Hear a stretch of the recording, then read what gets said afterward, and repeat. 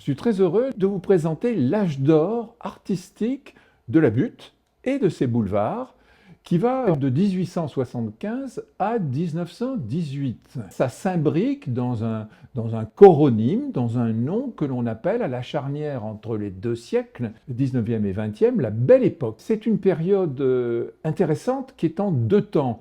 C'est d'abord la Butte qui domine de 1875 à 1910. 1875, c'est l'ouverture du bateau Lavoir.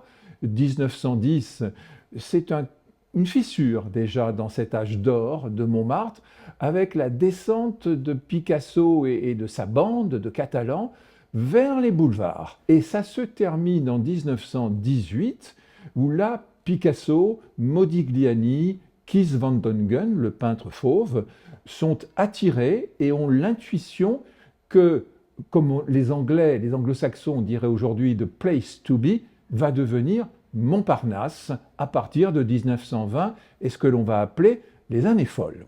Alors, Montmartre, c'est d'abord des lieux de rassemblement de créateurs. Se rassemblent un peu de manière fourriériste, dans des sortes de phalanstères, des hommes de lettres, des sculpteurs, des poètes et surtout des peintres.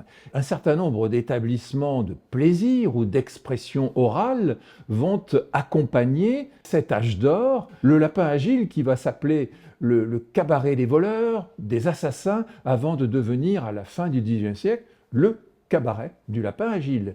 Et puis sur les boulevards, ce sont d'autres établissements, bien sûr un qui perdure aujourd'hui en 2026, le cabaret du Moulin Rouge, mais aussi le café du Chat Noir, qui ne subsiste qu'avec un restaurant Le Chat Noir sur le boulevard de Clichy, mais aussi, très intéressant, l'auberge du Clou, situé avenue Truden, le clou étant le crochet auquel les peintres, par exemple Utrillo, fixaient leur toile, la mettaient en dépôt pour pouvoir bénéficier d'un repas ou d'un dîner.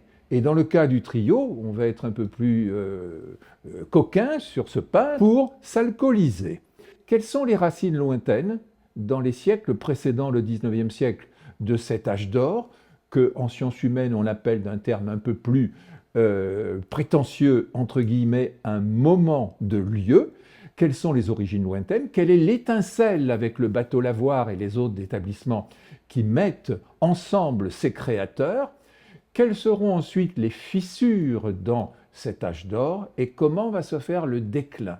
Les mécanismes vont inspirer, vont donner des éléments de structure à ce qu'on appellera les années folles à Montparnasse, Montparnasse donnant à son tour les fondements de ce qu'on appellera le quartier latin, le boulevard Saint-Germain, avec les jazzmen américains, avec Simone de Beauvoir, Sartre, le café des Deux Magots, le café de Flore.